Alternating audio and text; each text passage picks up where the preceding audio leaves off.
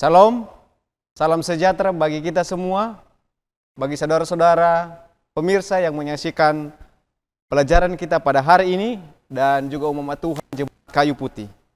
Pelajaran kita pada hari ini, pada hari Rabu pada tanggal 20 Mei yang berjudul Kabar Baik dari Tempat Maha Kudus. Di dalam pelajaran kita katakan di dalam 1 Ibrani pasal 4 ayat 14-16 dikatakan bahwa kita punya imam besar, ya, Yesus, di mana dia merasakan apa yang kita rasakan, tetapi dia tidak berdosa. Ya. Pelajaran kita katakan bahwa kita harus berpegang teguh, kita harus memiliki keberanian, dan jangan pernah menyerah. Kita harus fokus akan iman kita kepada Yesus, ya. Oleh karena dikatakan bahwa imam besar kita yang agung, yaitu Yesus Kristus, kita memiliki semua yang kita butuhkan di dalam Kristus. Segala persoalan kehidupan kita, kita memiliki jawaban, semuanya hanya di dalam Yesus Kristus. Dengan iman dikatakan bahwa kita dapat masuk ke dalam bait suci surga melalui jalan hidup yang baru yang telah dibukakan oleh Yesus bagi kita semua. Dikatakan bahwa kita melihat bait suci, kita melihat darah pada tandu-tandu mezbah tembaga korban bakaran. Di tempat kudus dikatakan kita melihat darah yang dipercikan pada tirai dan penutup pendamaian. Kenapa? Karena darah Yesus mempersiapkan jalan bagi setiap langkah kita. Hal ini memberikan kita suatu harapan, karena kita dapat bersatu kembali dengan Allah hanya ketika Yesus mengampuni kita dan menghapus dosa-dosa kita. Dikatakan bahwa belas kasihan Allah tidak terbatas, ya. Begitu juga dengan keadilannya tidak terbatas untuk kita sebagai umat-umat Tuhan, ya.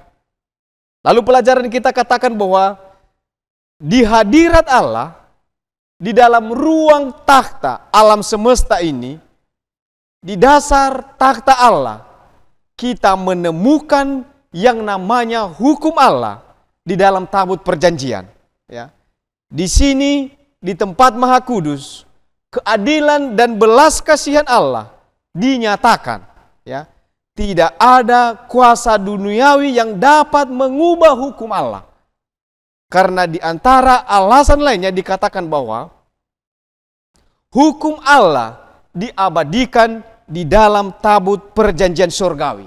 Sebagaimana dicatat dalam Ibrani pasal 8 ayat 10 dikatakan bahwa maka inilah perjanjian yang kuadakan dengan kaum Israel sesudah waktu itu, demikianlah firman Tuhan. Aku akan menaruh hukum-hukumku dalam akal budi mereka dan menuliskannya di dalam hati mereka. Maka aku akan menjadi Allah bagi mereka dan mereka akan menjadi apa? Menjadi umatku. Masuk dengan iman ke dalam bait suci di surga, kita mendapatkan pengampunan atas dosa-dosa kita. Kita dapat memiliki hidup yang baru di dalam Kristus. Yesus menyelamatkan kita dari dosa-dosa kita dan memberikan kita apa? Kesempurnaan. Yang menjadi pertanyaannya bagi kita adalah, mengapa pengantaraan Yesus merupakan kabar yang baik bagi siapa? Bagi kita. Kabar yang luar biasa bagi kita. Oleh karena dikatakan bahwa Yesus Kristus adalah imam besar.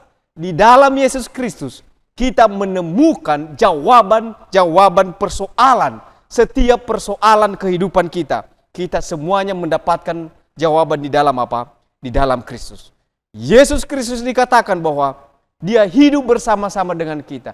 Dia merasakan apa yang kita rasakan.